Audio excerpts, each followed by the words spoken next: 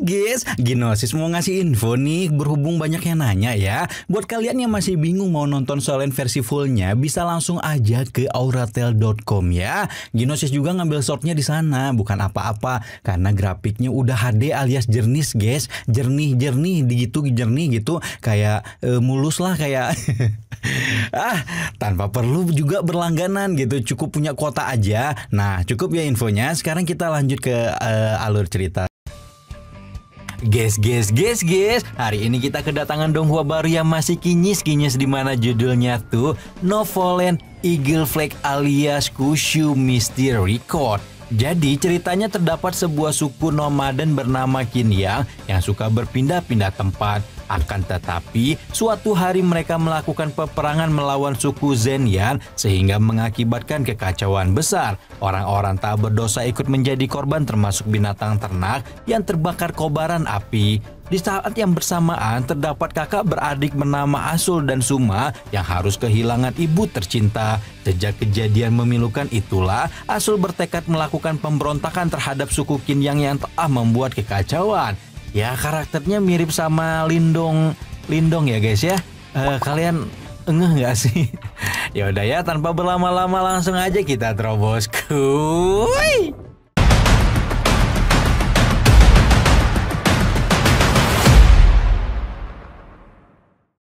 Cerita dibuka dengan sebuah mimpi yang dialami anak Bunam bernama Asul ketika ia berjalan-jalan di taman perkampungan yang hidup tentram aman sentosa. Akan tetapi mimpi indah itu segera terusik karena Asul yang sedang tertidur mendengar keributan di sekitarnya. Tak lain dan tak bukan, keributan itu berasal dari penyerbuan suku Qinyang yang berbuat onar. Asul langsung membangunkan adiknya Suma yang tidur di sampingnya. Tak lama berselang datanglah sang ibu yang menyuruhnya untuk segera pergi menyelamatkan diri. Sebelum kabur, ibundanya menitipkan sebuah gelang berupa ekor macan tutul yang bisa digunakan Asul agar tak diserang oleh orang-orang Qinyang.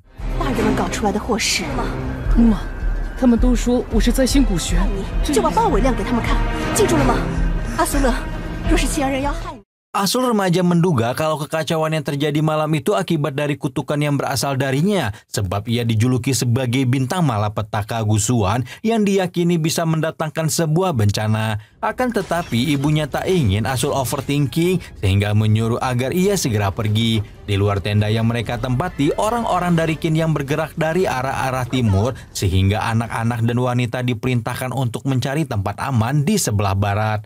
Sementara itu, para laki-laki dari suku Zhenyan harus berjibaku mempertaruhkan nyawa demi serangan mengerikan tersebut.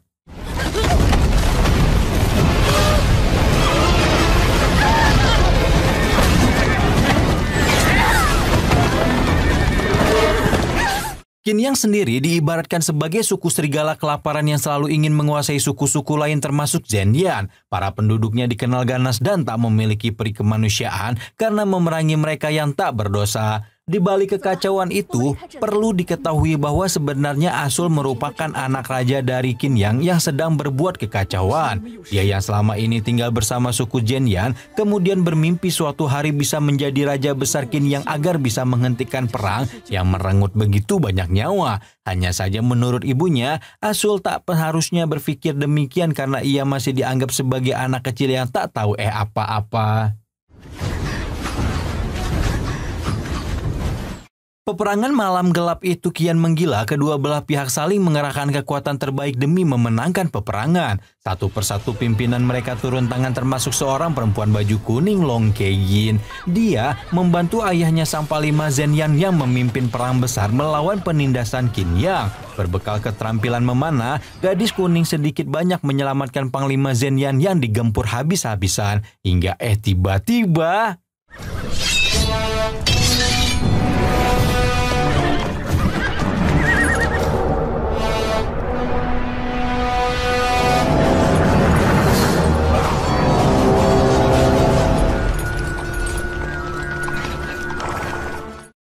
Kedatangan kesatria Hubo Qin Yang bersama para bala bantuannya membuat orang-orang dari Zhenyan tercengang. Panglima mereka langsung mengatur strategi di mana beberapa orang harus mengamankan Asul dan Suma sedangkan yang lainnya maju untuk menyerang balik Qin Yang.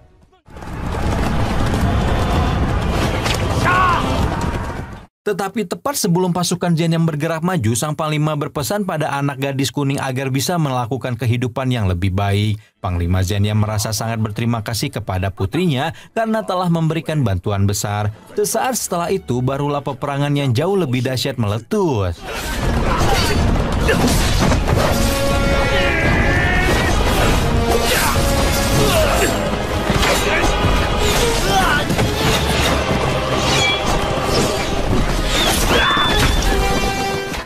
Kedahsyatan perang malam itu semakin mengganas ketika kesatria Hubo berhasil menembus lini pertahanan Zhenyan yang dikelilingi para prajurit.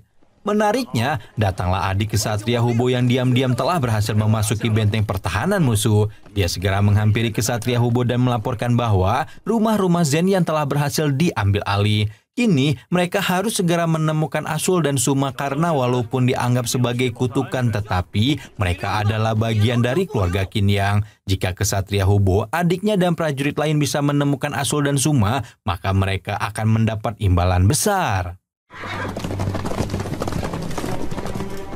Sementara itu, Asul dan Suma masih terjebak di dalam reruntuhan perang yang membakar seluruh desa. Mereka terus berlari menembus kobaran api yang meluluh lantakan seluruh perkampungan. Hingga kemudian, tibalah mereka di salah satu sudut kampung di mana mereka melihat nenek-nenek tengah berusaha membebaskan diri dari reruntuhan bangunan. Sebagai seorang anak kecil yang baik hati, saat itu Asul tak hanya mementingkan dirinya sendiri.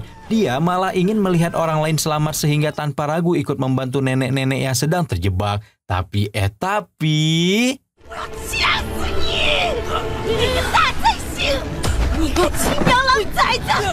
Asul, ibunya, dan juga Suma akhirnya bisa melepaskan diri mereka dari kejaran nenek-nenek yang menyeramkan. Entah dasar apa ya nenek tersebut terus menuduh Asul sebagai biang kerok dari semua bencana. Perkataan dari nenek itu seketika membuat Asul semakin kepikiran karena tak menyangka bahwa dirinya adalah biang malapetaka. Seusai Asul berhasil melarikan diri, datanglah kesatria Hubo yang sedikit terlambat sehingga gagal menemukan adiknya. Meski begitu, ia tak menyerah begitu saja melainkan terus melanjutkan penyisiran di seluruh kampung yang sedang dilalap si jago merah.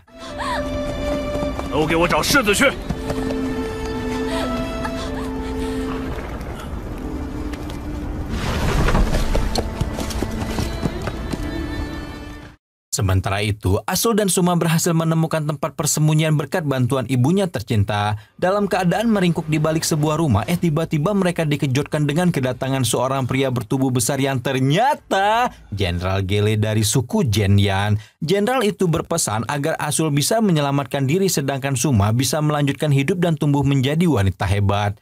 Namun pertemuan itu ternyata belum cukup untuk menyelamatkan Asul dan Suma karena tiba-tiba baku hantam di antara mereka pun tak terelakkan. Prajurit Qin yang termotivasi untuk segera menangkap Asul dan Suma mengingat imbalan besar yang akan mereka terima. Namun untungnya sang ibu sukses memanfaatkan kekacauan dengan sebuah tali yang mencekik leher prajurit Qin Yang. Alhasil prajurit itu sukses dihabisi sehingga Asul dan Suma kembali bisa diselamatkan. Sementara itu nyawa Jenderal Gele tak tertolongkan dan ditinggalkan begitu saja di tempat tersebut.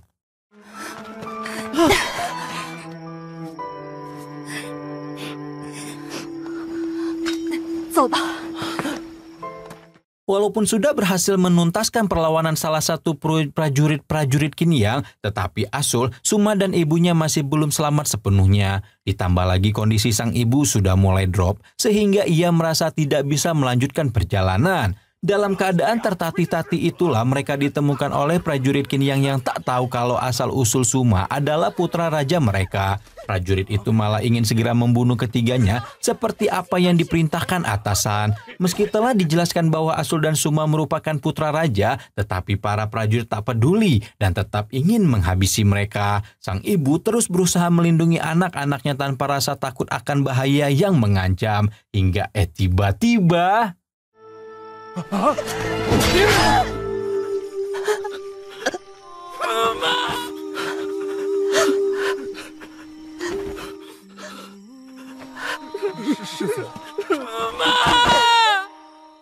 Terbunuhnya ibu Asul menyadarkan para prajurit bahwa yang mereka tawan benar-benar putra Raja Qin Yang. Mereka segera dikejutkan dengan kedatangan Ksatria Hubo dan adiknya yang kemudian berhasil menangkap Asul dan Suma. Keesokan harinya mereka bergerak pulang meninggalkan Zhenyan sambil berandai-andai akan mendapat hadiah besar seperti apa. Sedangkan Asul yang kini telah tertangkap hanya bisa merenungi semua kenangan yang pernah terlukis indah di suku Zhenyan. Perjalanan pulang yang diikuti ribuan prajurit itu masih menyisakan kekejaman luar biasa tatkala seorang wanita dipecut tanpa ampun oleh salah satu prajurit Qin Yang.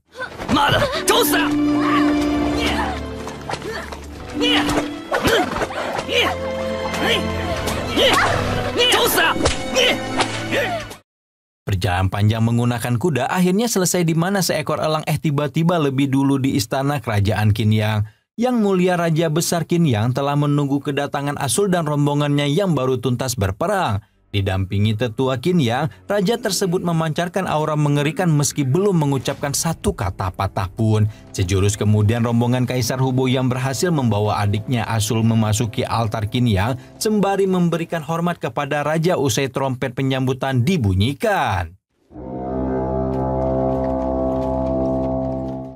Segera setelah mendapat penghormatan dari para prajurit, Raja Besar meminta mereka untuk bangkit dan menyerahkan kembali Asul. Entah karena tak pernah sejalan dengan ayahnya, Asul enggan menghampirinya ketika ia ingin dipeluk erat. Menurut Ksatria Hubo, kemungkinan besar Asul masih trauma setelah mengalami peperangan yang merenggut banyak nyawa. Atas keberhasilan para prajurit membawa pulang kembali Asul, kini Raja Besar memberikan anugerah kehormatan kepada Raja Han yang merupakan generasi ke-9.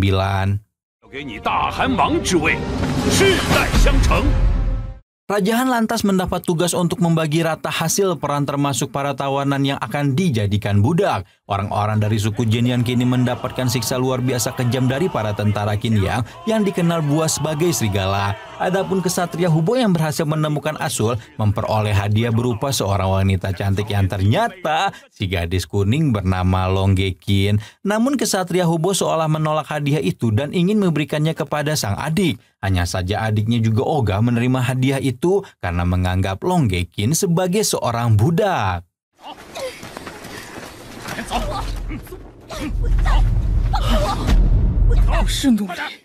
Kedatangan Longgekin dan Suma membuat Asul merasa harus menyelamatkan mereka. Akan tetapi Longgekin malah meludahi wajah Ksatria Hubo yang membuat lelaki bertubuh besar itu naik pitam. Dia mengeluarkan sebilah pisau yang diayunkan ke atas seperti hendak tawanan yang ada di depannya. Tapi Hubo ternyata hanya melepaskan tali pengikat di tangan Longgekin dan Suma sehingga dua perempuan itu bisa bebas. Hubo ternyata hanya ingin melihat Longgekin menuruti semua perintahnya setelah menjadi tawanan perang. Namun bagi Longgekin, ia tetap meminta sesuatu yang paling tidak bisa dijadikan sebagai seorang tuan putri. Goresan luka yang menganga di kaki Longgekin berhasil mengetuk perasaan seorang Ksatria Hubo di siang itu.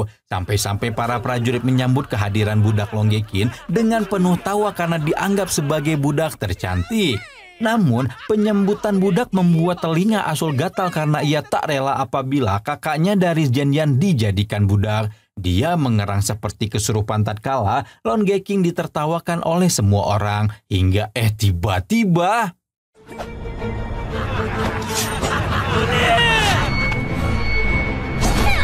Serangan mendadak dari gadis kuning menjadikan Hubo dan bawahannya emosi. Mereka bersiap melakukan serangan balik untuk menangkap gadis budak tersebut karena telah berani lancang kepada kesatria. Beberapa bawahan kesatria langsung mengambil ancang-ancang menggunakan senjata masing-masing agar segera bisa menaklukkan gadis kuning. Hanya saja, gadis kuning Longgekin benar-benar tak ingin harga dirinya diinjak-injak karena dijadikan budak perang. Daripada menjadi seorang budak rendahan, betapa mengejutkannya Longgekin ketika ia memilih untuk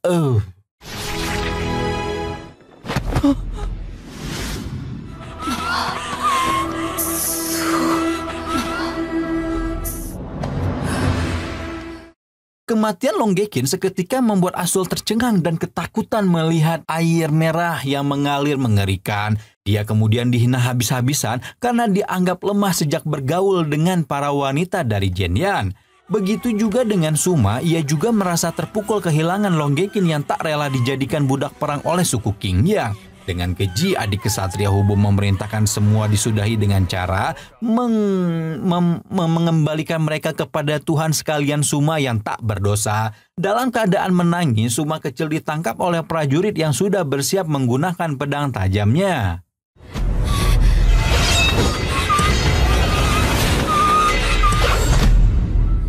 Tragedi mengerikan itu membawa Asul ke sebuah tempat di mana ia terkurung dalam pusaka merah penuh air merah. Dia belum memahami tempat apa yang sebenarnya didatangi, namun ia melihat Longgekin tengah dimangsa oleh seekor serigala bunga yang tanpa ampun menggerogoti perempuan itu. Melihat Longgekin dimangsa binatang jelas membuat Asul marah besar. Memanfaatkan sebuah pedang tajam yang ia dapatkan di sampingnya, dia bergerak menghampiri singa itu dan mengayunkan senjata tajamnya. Rupa-rupanya semua hal itu hanya ilusi karena Asul masih berada di altar sekte Qingyun.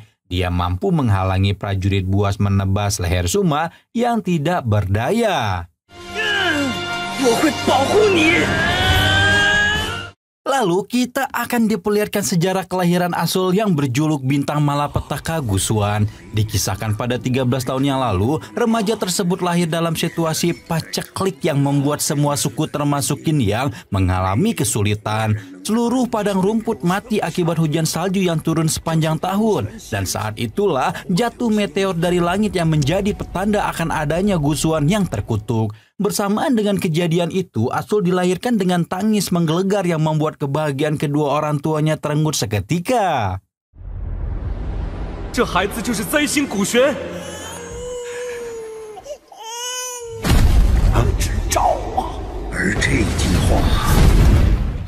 Kelahiran Asul yang disertai dengan meteor jatuh membuatnya diyakini sebagai bintang malapetaka yang akan membawa kesengsaraan. Beruntung bagi bayi tersebut, ia tak jadi dihabisi saat itu juga, melainkan diambil alih oleh Longge Zhenhuang yang menjadi pimpinan suku Zhenyan. Sosok lelaki bertubuh kekar itu tak percaya apabila Asul merupakan sebuah kutukan. Dia berjanji akan membesarkannya, dan apabila di kemudian hari anak tersebut adalah kutukan, maka Zhenhuang bertekad akan menumpasnya sendiri.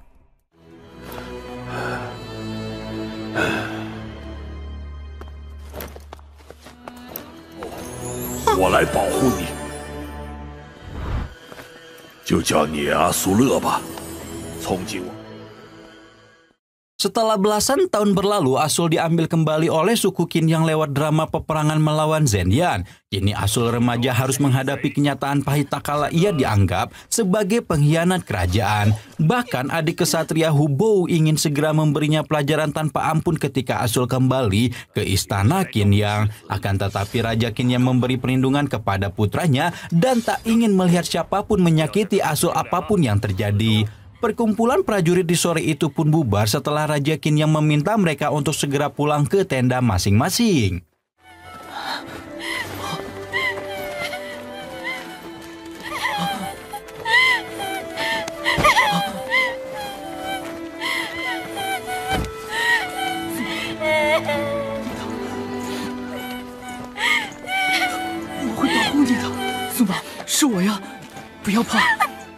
Keesokan harinya setelah melewati ujian yang begitu tragis, Asul datang ke salah satu sudut perkampungan Qingyang untuk bertemu ayahnya sendiri. Langkahnya yang pelan memecah keheningan ruangan sampai tibalah ia di hadapan Raja Qingyang. Beberapa saat kemudian salah satu ajudan raja datang dari arah belakang untuk memberi sebuah hadiah yang akan diberikan kepada Asul.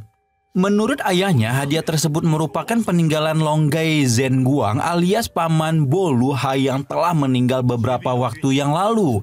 Dibungkus sebuah kotak berukuran sedang, betapa terkejutnya Asul ketika ia melihat isi hadiah yang diberikan kepadanya.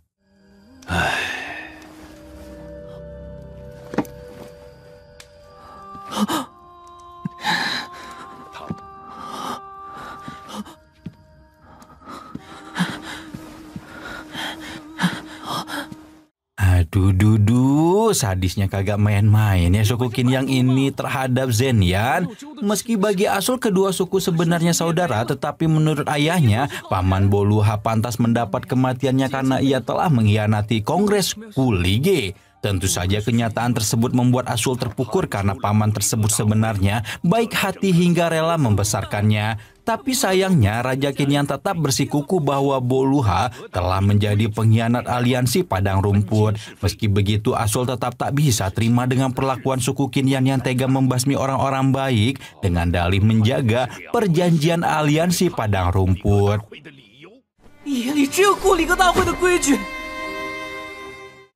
Kekecewaan Asul semakin menjadi-jadi setelah ia tahu alasan sesungguhnya di balik penyerangan Qin Yang terhadap Zhenyan. Ternyata apabila Qin Yang tak menumpas Zhenyan, maka suku-suku lain dipastikan akan menyerang Qin Yang secara membabi buta. Alasan yang dipakai sang ayah lagi-lagi tak membuat Asul terima dan malah semakin marah. Baginya kalau saja menjadi raja, maka ia akan melindungi semua suku demi menjaga perdamaian. Tapi kini semua telah menjadi dan Raja Qin Yang hanya memberi sisa peninggalan Paman Boluha berupa sebuah pedang hijau Yu. Sang ayah yakin kalau Asul bisa menggunakannya dengan baik, apalagi untuk melindungi Suma yang merupakan anak kandung dari Paman Boluha.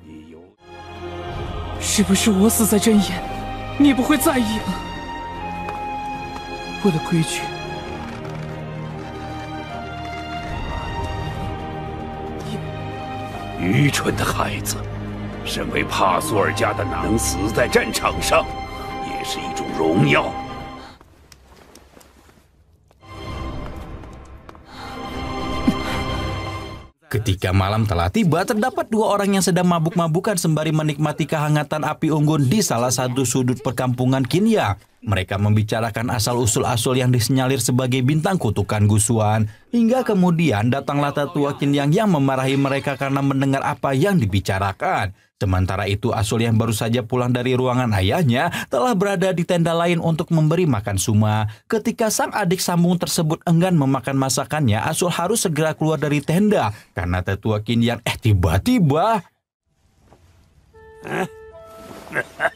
Asul, culai. Ajakan tetua Qin Yang malam itu membawa Asul ke sudut malam untuk saling berbicara berdua. Asul yang saat itu selalu murung akhirnya tahu bagaimana asal-muasal kelahirannya 13 tahun lalu hingga ia dianggap sebagai Gusuan. Gusuan itu bintang malapetaka ya guys ya. Namun beruntung baginya, Paman Boluha tak percaya dengan anggapan tersebut hingga mau membesarkannya di suku Zhenyan. Malam itu benar-benar menjadi sesuatu yang sangat mencengangkan bagi seorang Asul. Sebab selain tahu kalau Zhenyan suku yang baik, remaja tersebut juga mendapat cerita sejarah bahwa ayahnya juga diselamatkan oleh Zhenyan. Zhenyan bukan养育了你，也养育了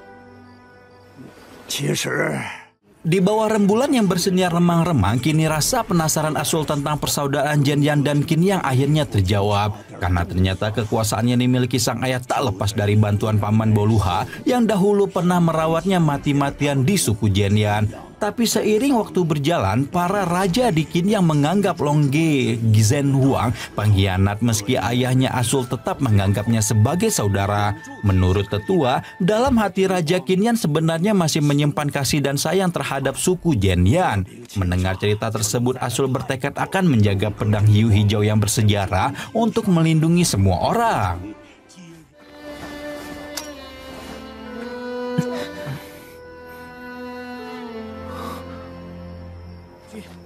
我要练刀，请大和萨转告大军，我不会成为他那样的人，我要像博鲁哈叔叔一样。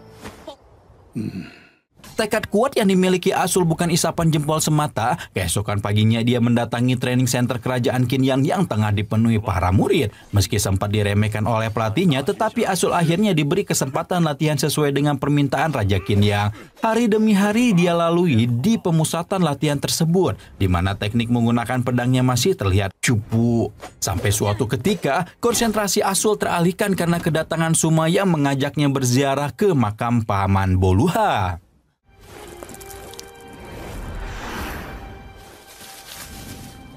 Kesempatan yang diberikan pihak kerajaan tak disia-siakan oleh Asul yang setiap hari berlatih keras menggunakan pedang. Hingga datanglah putra raja Tiger yang bernama Danhu ke tempat pelatihan tersebut bersama dengan para bawahannya.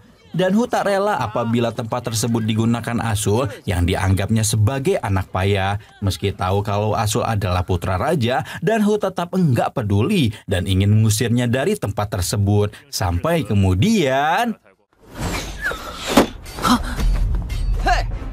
Danhu dan kawan-kawannya langsung membuat mental Asul sedikit ciut sebab perkataan dari mulutnya begitu menyayat hati Asul karena ia dianggap sebagai anak pungut yang bukan berasal dari Qinyang. Karena sadar kemampuannya belum meningkat, Asul memilih tak meladeni tantangan Danhu melainkan segera beranjak pergi. Meski telah mendapat izin dari Jenderal Muli, siapa sangka kalau ternyata Asul harus menghadapi murid lain yang jauh lebih kuat. Melihat Asul tak mempedulikannya, Danhu semakin dibuat geram hingga hampir mengunuskan pedang tajam yang dibawanya.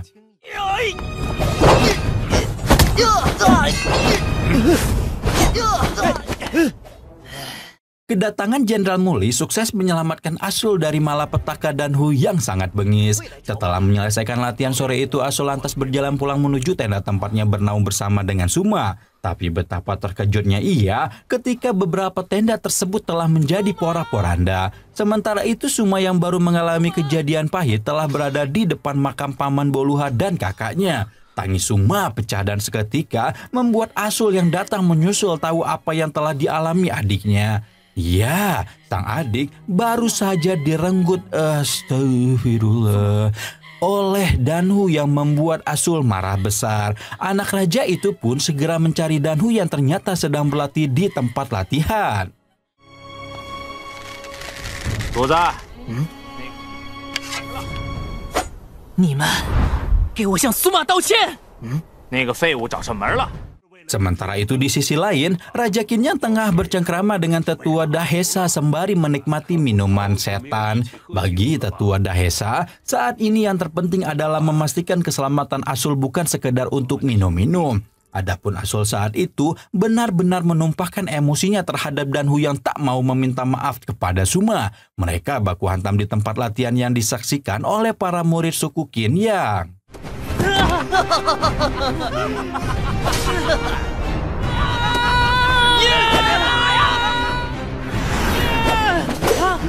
Kemampuan yang tak sebanding membuat Asul harus tersungkur di tanah setelah mendapat serangan bertubi-tubi dari Danhu. Sementara itu di pinggir lapangan, si kecil Suma telah datang menghampiri meski dihadang oleh anak buah Danhu. Tanpa ampun, Suma diinjak-injak anak buah Danhu yang membuat Asul semakin naik pitam. Dalam keadaan tersungkur itulah, Asul kesulitan melepaskan diri dari Danhu apalagi kalau untuk menyelamatkan Suma. Tapi tampaknya Asul terlahir dengan kekuatan terpendam karena tiba-tiba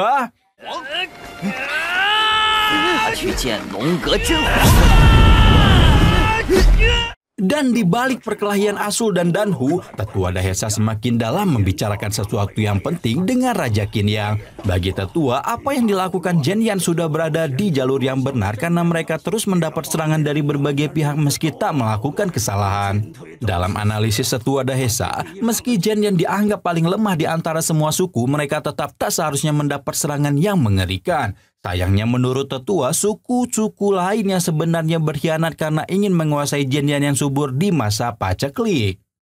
怎么，你也想杀我？这才叛了出去。哼！龙哥真皇察觉了真相，对库。 Sempat naik emosinya karena ceritanya ditutur kata tua Dahesa, Raja Qinyang akhirnya sadar bahwa masalah terbesar dari benua utara. Kemiskinan di sana membuat semua orang kehilangan kewarasan sehingga Zhenyan yang dikorbankan. Maka saat itulah Raja Qin yang bertekad akan melindungi dunia dan tak ingin melihat tragedi Jianyan terulang kembali. Sebagai gantinya, Raja Qin yang ingin mencari kehidupan yang jauh lebih baik ke benua timur yang luhur. Sementara itu baku hantam antara Asul dan Danhu semakin memanas hingga keduanya tak bisa dipisahkan.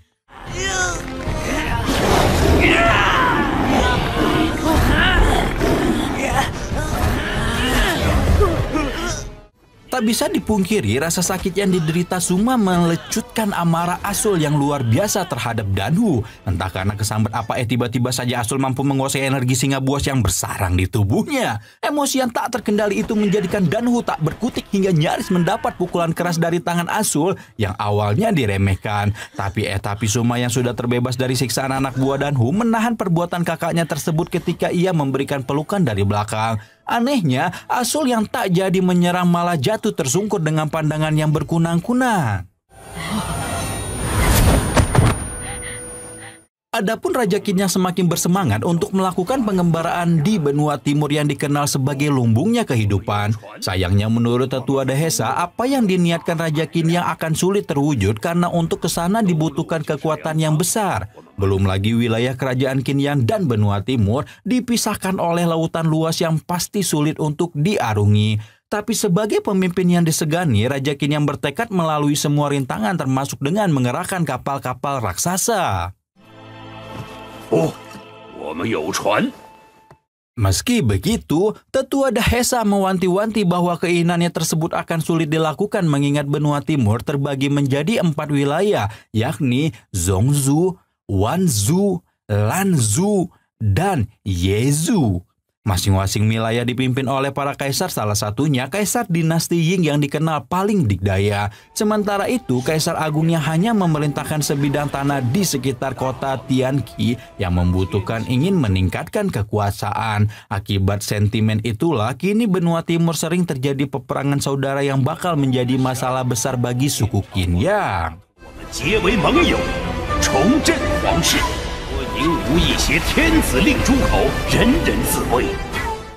Asul yang sempat menghabisi Danhu dalam sebuah pertarungan sengit kini terjebak di sebuah hutan yang dikepung serigala. Sebagai sosok yang level kekuatannya masih tergolong payah, tentu saja serbuan binatang-binatang itu membuat jali Asul menciut.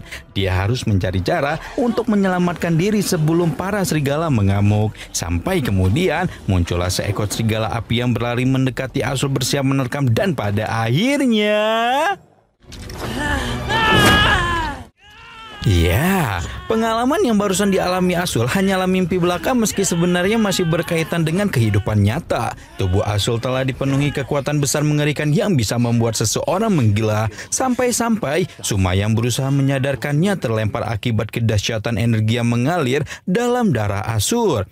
Sementara itu, seseorang tabib kepercayaan Raja Qin yang tengah berusaha mencari cara agar bisa menyembuhkan pasiennya tersebut. Sebagai seorang raja yang tak paham dunia medis, Raja Qin yang lantas mempercayakan keadaan Asul kepada sang tabib.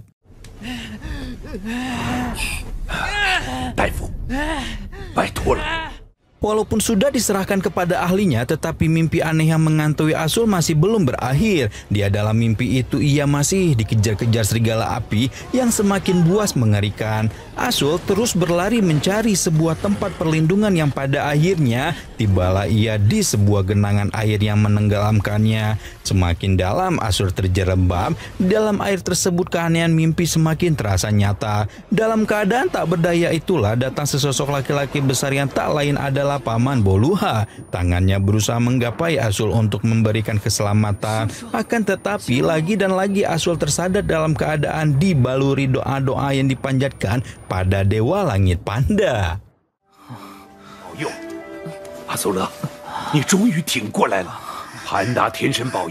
Sesaat setelah Asul siuman, sang ayah segera menyampaikan pesan kepada putra kesayangannya yang telah lama terpisah. Menurut Raja Qinyang, tabib yang menangani Asul berpesan agar calon raja benua utara tersebut tidak berlatih pedang lagi. Tentu saja permintaan tersebut membuat Asul keberatan karena ia bermimpi ingin menjadi pendekar hebat yang menjaga perdamaian dunia.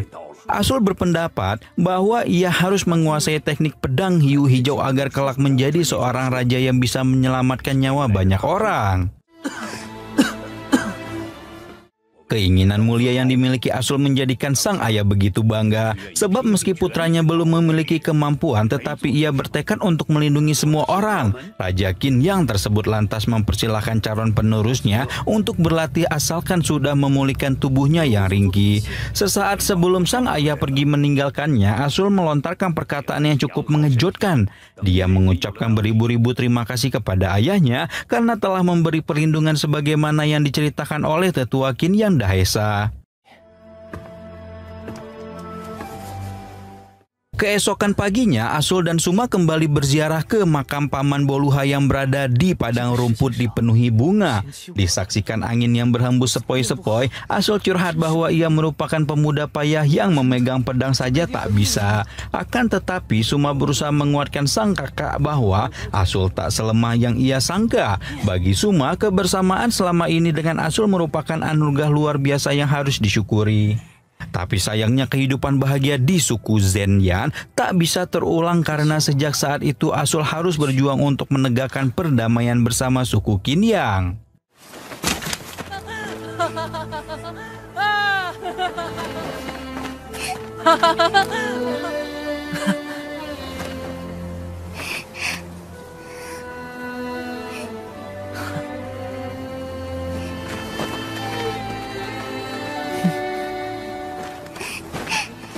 Sementara itu di aula kerajaan suku Qinyang, rapat besar untuk membahas perjalanan menuju benua timur sedang berlangsung. Para bawahan termasuk kesatria suku Qinyang tak setuju apabila benua utara bekerja sama dengan benua timur. Alasannya, benua utara meskipun miskin tetapi masih memiliki prinsip jika dibanding dengan benua timur yang dikenal tak punya pendirian.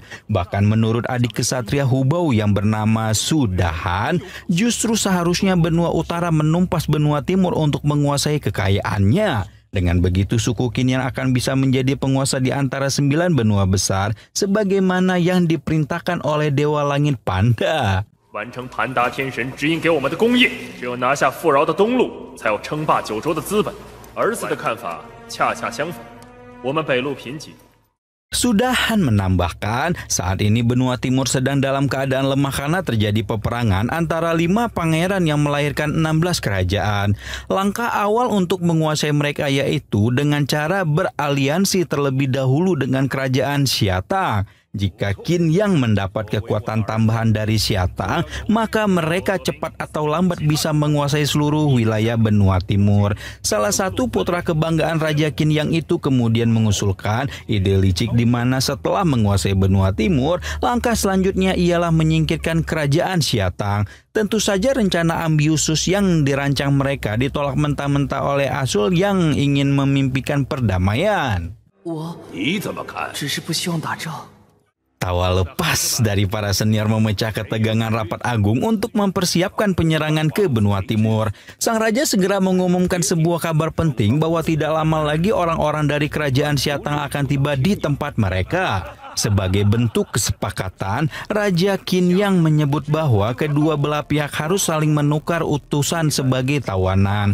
Pengumuman itu pun seketika membuat suasana hening karena mereka paham betul medan mengerikan yang akan dihadapi tawanan itu nekat pergi ke kerajaan Xiatang. Karena tak ada yang berani mengajukan diri, Raja Qinyang mulai membakar emosi mereka dengan menyebutkan bahwa anak-anaknya semua pecundang. Hingga akhirnya adik kesatria Hubao Sudahan maju ke depan raja untuk menyampaikan sesuatu. 非也，儿子有人选举荐。父亲， 徐大汉，你想去？ Alih-alih mengajukan diri sendiri sebagai tawanan untuk kerajaan Xiatang, Sudahan justru menyodorkan nama yang lain. Dialah kesatria Hubao yang menurutnya lebih pantas menjadi wakil suku Qinyang dalam upaya kerjasama dengan kerajaan Xiatang. Tentu saja penawaran yang disampaikan Sudahan ditolak mentah-mentah oleh Hubao yang menilai adiknya tersebut tak sejalan dengan kata-katanya. Sempat merendahkan benua timur, siapa sangka kalau Sudahan tak punya nyali untuk melawan mereka. Ternyata dua kesatria itu sama-sama menolak dengan dalih ingin melindungi Qinyang dari dalam. Sebagai alternatifnya, Sudahan malah mengajukan rencana agar Asul yang menjadi tawanan.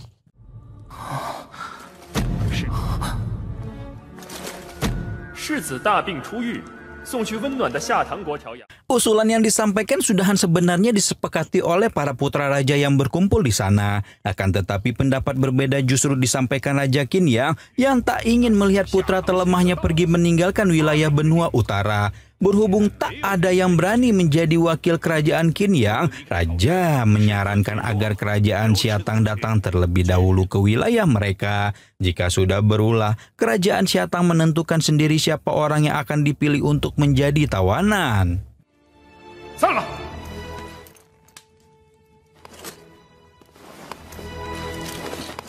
Sementara itu, Danhu sedang dalam perawatan medis akibat 30 luka cambukan yang ia peroleh setelah berkelahi melawan Asul. Pria sok jagoan itu pun semakin kesal dengan Asul yang diyakini sebagai bintang pembawa petaka. Adapun ayahnya Danhu malah merencanakan bagaimana cara menyingkirkan Asul dari kerajaan Qinyang. Sebab selama ini, sang raja selalu melindungi Asul demi mewariskan sebuah kekuasaan. Akibatnya, mereka punya niatan buruk untuk menghabisi Asul di kemudian hari sehingga kekuasaan bisa jatuh ke tangan Sudahan. Namun rencana para senior itu ditolak keras oleh Danhu yang ingin maju sendirian melakukan balas dendam terhadap Asul. Meski Danhu ingin menghabisi Asul sendirian, tetapi keinginan itu segera diserobot oleh Sudahan yang juga mempunyai keinginan yang sama. Di sisi lain, Asul tengah sibuk menghibur adiknya Suma yang sedih karena serulingnya patah. Berbekal keterampilannya, Asul akhirnya mampu memperbaiki alat musik tersebut untuk kemudian dibawa jalan-jalan berkeliling padang bunga. Setelah menyusuri padang yang indah tersebut, Asul dan Suma tersadar bahwa hari mulai gelap dan hujan akan segera turun. Belum sempat memacu kudanya untuk pulang, keduanya dicegat oleh sekawanan penjahat yang berpenampilan seperti ninja misterius.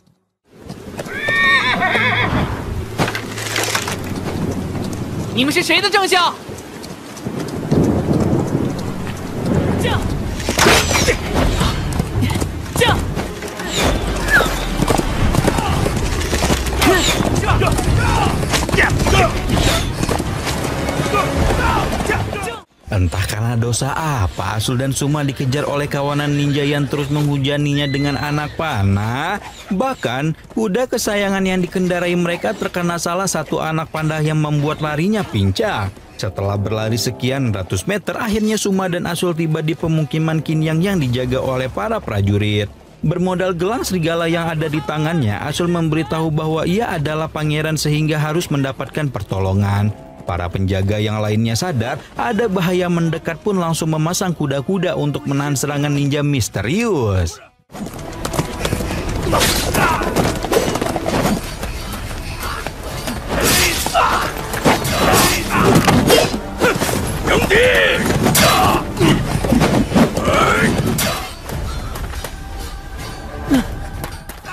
Tanpa disangka-sangka, para penjaga wilayah Qinyang ternyata berhasil ditaklukkan dengan mudah oleh kawanan ninja misterius. Mayat-mayat mereka bergelimpangan di tanah sementara Asul dan Suma bersembunyi di balik salah satu tenda. Dalam keadaan melihat Suma yang ketakutan, Asul merobek dinding tenda tersebut untuk memastikan apa yang sebenarnya terjadi.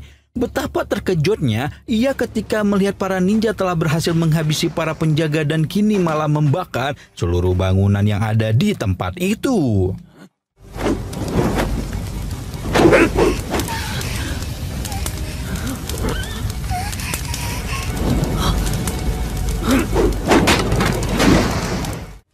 Situasi genting yang dialaminya membuat Asul harus cepat menemukan cara agar bisa menyelamatkan dirinya dan Suma yang ketakutan. Dilihatlah kandang kuda yang berdiri di salah satu sudut pemukiman sehingga Asul mendapatkan ide brilian. Dia akan mengambil salah satu kuda tersebut untuk dijadikan alat mengalihkan perhatian para ninja.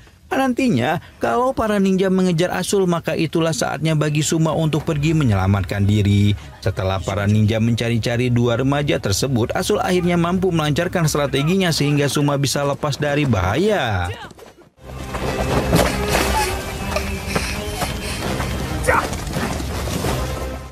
Beberapa saat kemudian datang rombongan kesatria Hubou dan Sudahan yang diperintahkan raja untuk menyelamatkan Asul. Menariknya, Sudahan seperti tak ikhlas melakukan tugas tersebut dan justru berandai-andai kalau Pangeran Asul mengalami suatu kemalangan. Di bawah arahan Suma yang telah berhasil bebas, rombongan itu akhirnya tiba di titik ketika Asul mendapat serangan para ninja.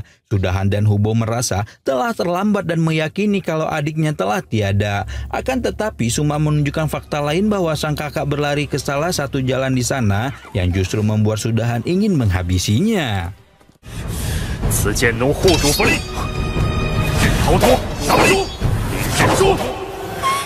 Sementara itu Asul yang berhasil mengalihkan perhatian para ninja terus berlari untuk mencari tempat perlindungan. Dia kemudian sampai di sebuah mulut goa yang ada di dalamnya terdapat jurang yang mengerikan.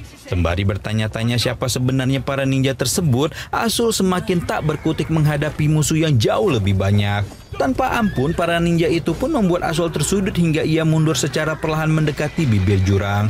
Karena tekanan para ninja semakin dekat, Asul dan kuda kesayangannya akhirnya jatuh ke dalam jurang tersebut.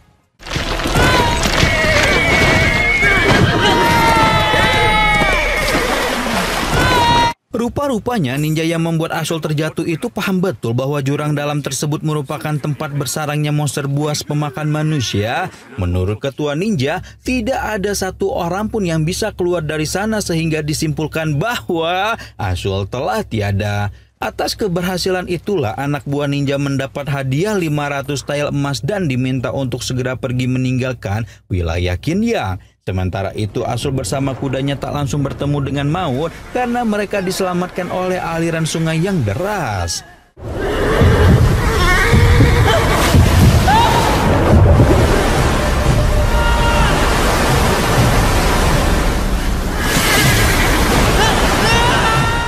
Sempat selamat berkat aliran sungai, Asul berupaya untuk membawa kudanya ke pinggir sungai agar jauh lebih aman. Namun betapa terkejutnya pangeran tersebut ketika tiba-tiba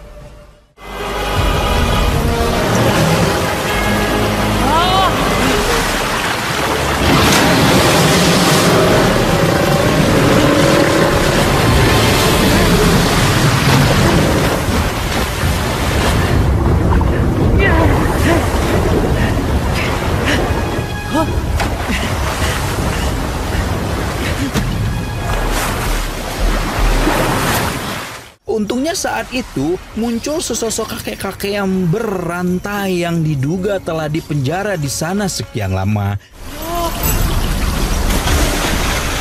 Bukannya menyelamatkan Asul, namun kakek tersebut malah menjadikan pangeran sebagai umpan pancing monster ikan pemakan manusia.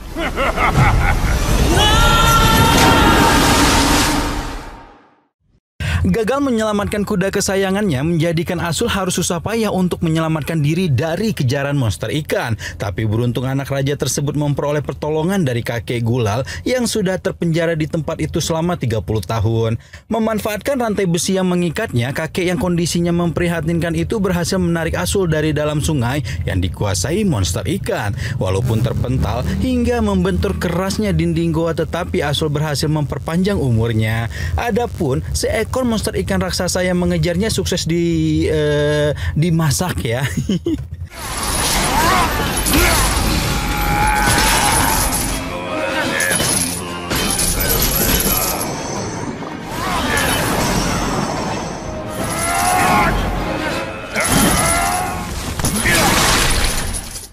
Perawakan kakek yang menyeramkan jelas membuat Asul ketakutan dan berprasangka buruk terhadapnya. Bahkan, pangeran yang dibesarkan oleh suku Jeyan itu menduga kalau sang kakek bakal membunuhnya saat itu juga. Namun karena rantai yang menjeratnya, sosok tersebut enggan menghabisi Asul yang sebenarnya sudah tidak berdaya. Kakek Gulal mengatakan bahwa penjara bawah tanah itu akan menjadi tempat Asul tinggal sejak saat itu. Sebab menurutnya saat ini tidak ada lagi jalan keluar karena kunci pintu telah disegel dengan air tembaga.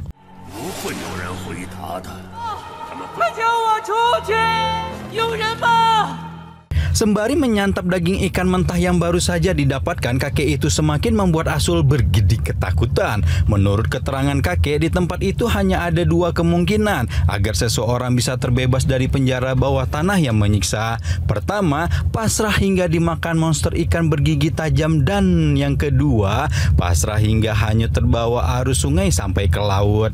Jelas saja perkataan kakek Gulal itu membuat Asul semakin takut lantaran keterampilan bela dirinya belum belum memadai. Sementara itu, perhatiannya saat itu teralihkan pada patung relief yang berdiri gagah di salah satu dinding ruangan.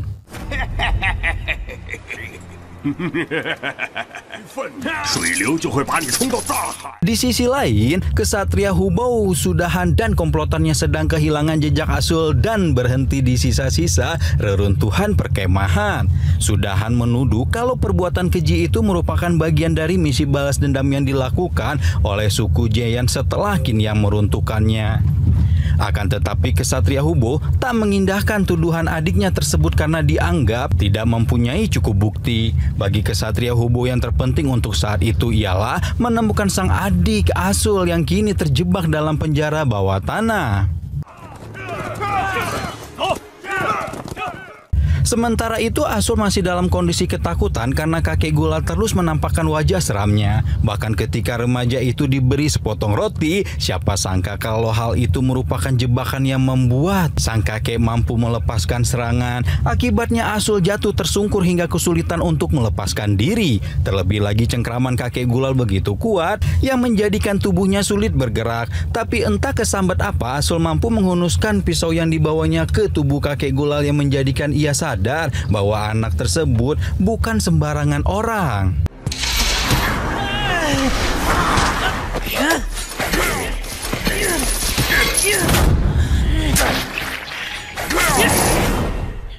Rupa-rupanya kakek Gulal memiliki banyak kepribadian yang menjadikannya terkadang baik, namun di lain waktu berubah menjadi monster. Kakek tersebut segera menjelaskan bahwa sosok yang barusan merasukinya telah pergi sehingga Asul tidak perlu takut lagi. Melihat luka menganga di dada sang kakek jelas membuat Asul merasa bersalah dan ia pun langsung meminta maaf. Akan tetapi kakek tersebut menegaskan kalau dirinya baik-baik saja dan malah membongkar sebuah rahasia tentang darah perunggu yang mengalir di tubuh Asul. Menurut kakek Gulal, darah kesakitan tersebut merupakan anugerah para dewa yang diberikan pada keluarga Pasur alias Qin Yang yang secara turun-temurun.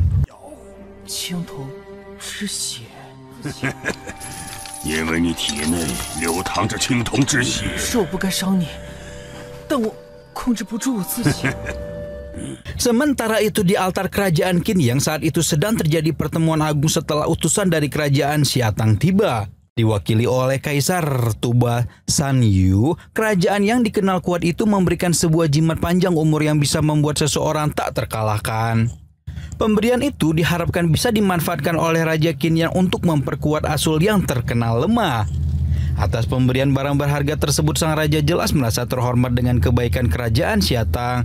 Sesuai janji, kini sang raja mempersilahkan utusan Xiatang untuk memilih satu kaisar dari suku Qin Yang akan dijadikan sebagai tawanan. 谢大军，谢过拓跋先生。至于哪位王子，谢。哦，世子福大命大，定然。 可惜，我儿被奸人。感谢国主后裔。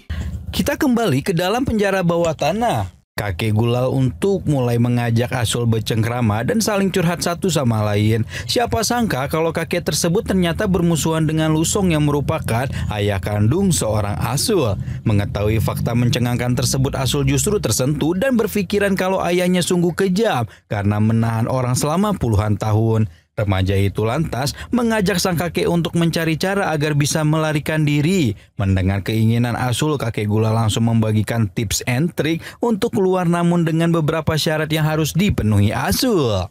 盘达天神化身剑齿豹下凡。故事，很久很久以前，听我讲个故。 Ya, syarat pertama yang harus dipenuhi Asul agar ia bisa bebas adalah mau mendengarkan dongeng dari kakek Gulal. Menurutnya pada zaman dahulu terdapat darah perunggu yang sulit dikalahkan oleh siapapun. Bahkan ketika terjadi perang antara benua timur dan benua utara, darah perunggu itu berhasil dimanfaatkan oleh pendekar Lugo yang merupakan kakek nenek moyang Asul. Dengan warisan kekuatan itulah Asul diberitahu kalau ia bisa menjelma menjadi seorang pendekar kuat. Usai mendengar cerita itu dengan seksama, Asul bertekad akan melindungi orang tercinta yang tanpa diduga malah membuat kakek Gulal seperti kesurupan.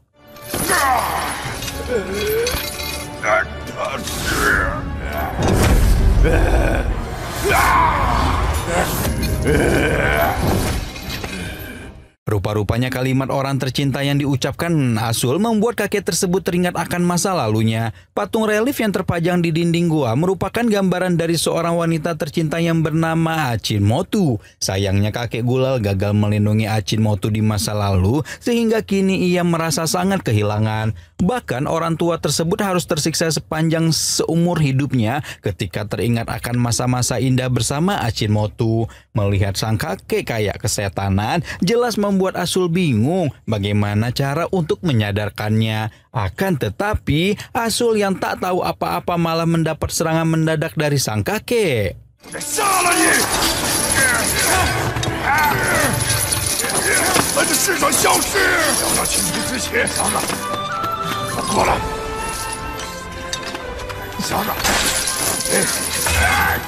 Untungnya rantai yang mengikat tangan dan kaki kakek mampu menyelamatkan Asul dari sergapan yang mengerikan. Kakek Gulal terus mengerang sembari menjelaskan bahwa darah perunggu di dalam tubuh Asul akan berubah menjadi bencana. Bahkan dia menuduh kalau anak tersebut merupakan bintang malapetaka Gusuan. Akan tetapi beberapa hari kemudian kakek Gulal bisa mengontrol dirinya dan menjelaskan bahwa yang barusan adalah kepribadiannya yang lain. Kini kakek Gulal akan memasuki syarat kedua yang harus dipenuhi Asul berupa belajar teknik menggunakan pedang.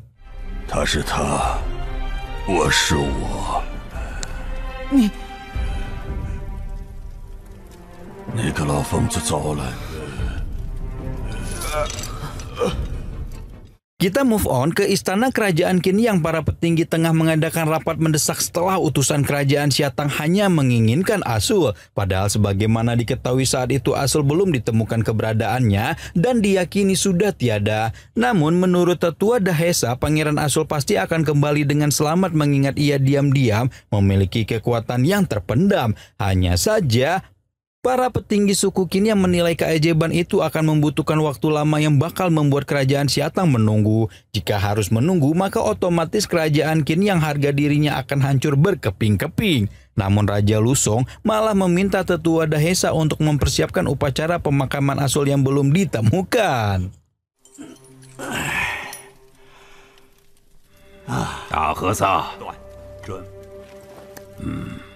Balik lagi ke penjara bawah tanah, Asul mulai melakukan sebuah ritual teknik pedang sesuai dengan arahan kakek Gulal. Meski Asul ragu dengan kemampuannya, tetapi sang kakek meyakini bahwa remaja tersebut bisa menaklukkan dirinya sendiri. Perlahan namun pasti, ritual teknik pedang dimulai dengan pemanggilan energi leluhur Imad Gulal Nagor Honga Agut. Susah ya guys ya.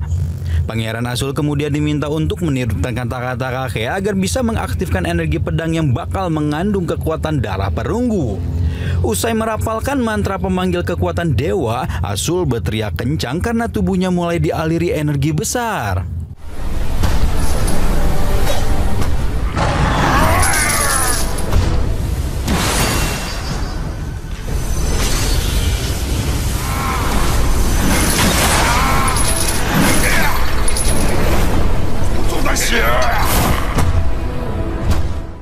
Ritual yang dilakukan di dalam ruangan gelap itu seketika membuat kakek Gulal kembali kesurupan. Dia meminta Asul untuk menebaskan pedangnya agar di sisi lain dari kakek Gulal bisa lenyap.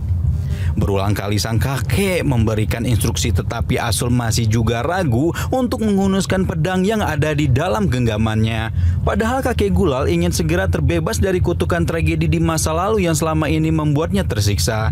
Akan tetapi rupa-rupanya Asul enggan menghabisi orang tua tersebut karena baginya belajar menggunakan pedang hanya untuk melindungi orang bukan malah menghabisi nyawa orang. 我镰刀是为了保护别人。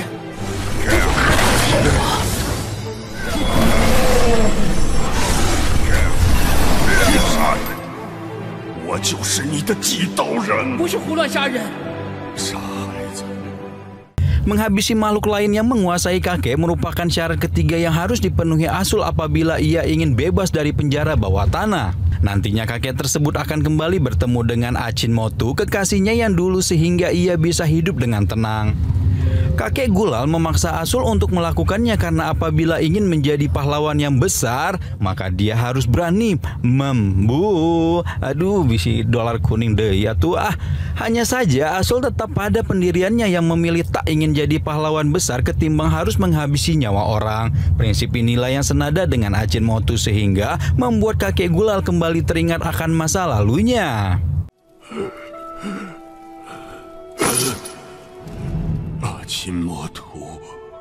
Walaupun gagal memenuhi setiap persyaratan, tetapi kakek Gulal merasa beruntung bisa berjuang sampai di titik ini. Dia malah kagum dengan pendirian Asul yang tak ingin menggunakan kekuatannya untuk menyakiti orang lain.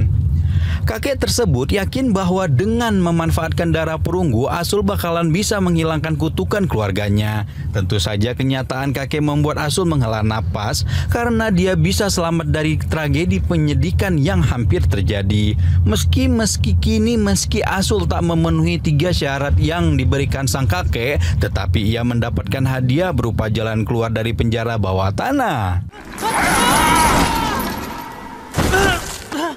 Mendapat kesempatan untuk terbebas dari penjara yang mengerikan itu membuat Asul langsung mengucapkan terima kasih kepada sang kakek. Akan tetapi, sebelum melanjutkan langkahnya, Asul mendapat peringatan bahwa jikalau di kemudian hari ingin mengeluarkan kekuatan darah perunggu secara maksimal, maka ia harus pasrah. Sebab apabila Asul melawan dan tidak mampu mengendalikannya, maka darah warisan dewa itu berpotensi menyerang balik Asul. Bahkan lebih dari itu, Asul bisa saja meninggoy karena ketika darah kejam tak bisa dikendalikan dengan baik. Melihat Pangeran Asul bergegas pergi meninggalkannya, kakek Gulal segera teringat akan Achinomoto yang telah lama tak bertemu. Dia percaya bahwa kekasihnya itu jiwanya masih ada meski keberadaannya entah di mana.